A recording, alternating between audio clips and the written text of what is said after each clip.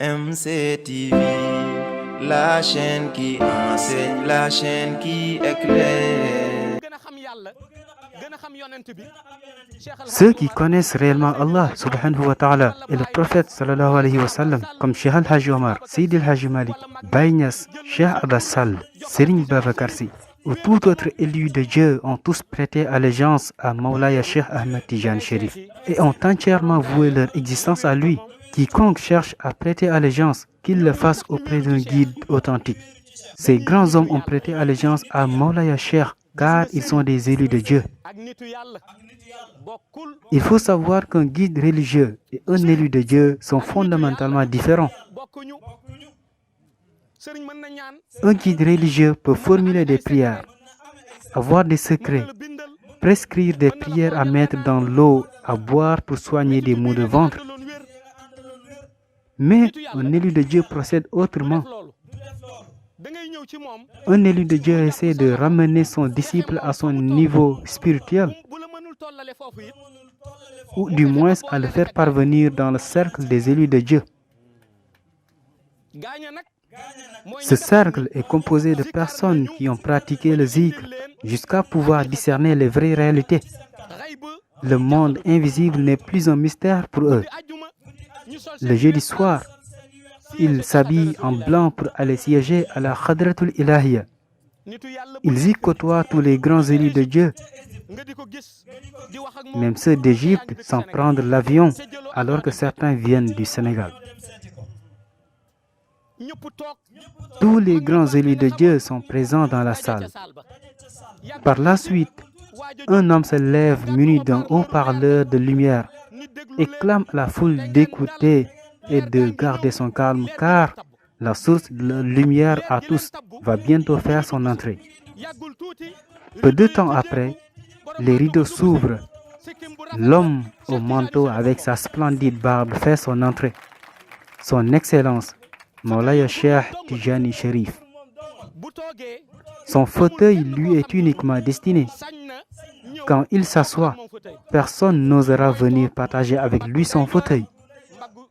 Il remplit son fauteuil à lui seul de son épaule de droite à son épaule de gauche. Nour Ahmad, Nour Ahza, Nour Ahza, Nour Ahmad.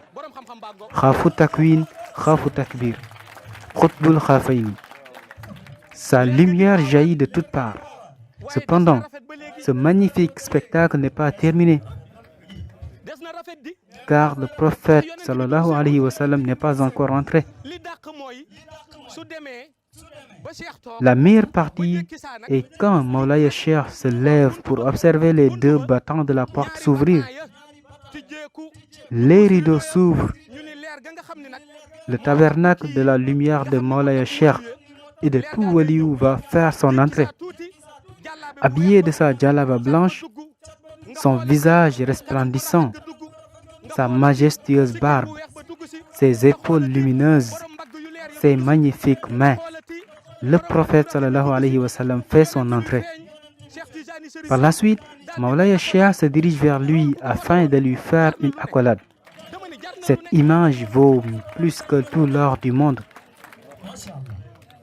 Ababakar, Omar, Ousmane, Ali font leur entrée et vont s'asseoir autour de Mawlaya Cheikh Tijani.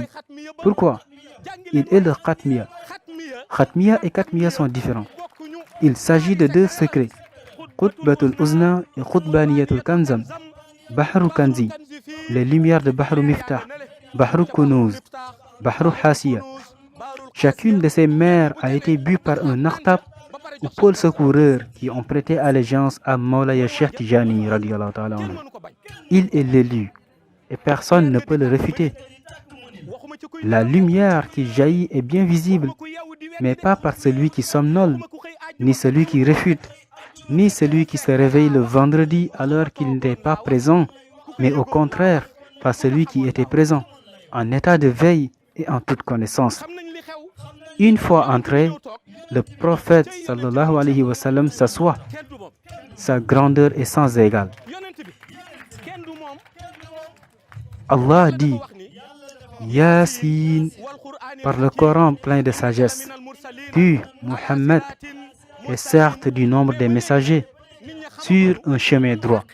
Pourtant, les gens n'ont toujours pas compris la vraie réalité du prophète sallallahu alayhi wa sallam. La grandeur de Mawlaya Cheikh n'est plus à prouver, mais celle du prophète est incommensurable. Ceux qui s'étonnent de l'existence de la Khadratul Ilahiyya. Pourtant, Cheikh Al-Haji Malik en a fait allusion lorsqu'il disait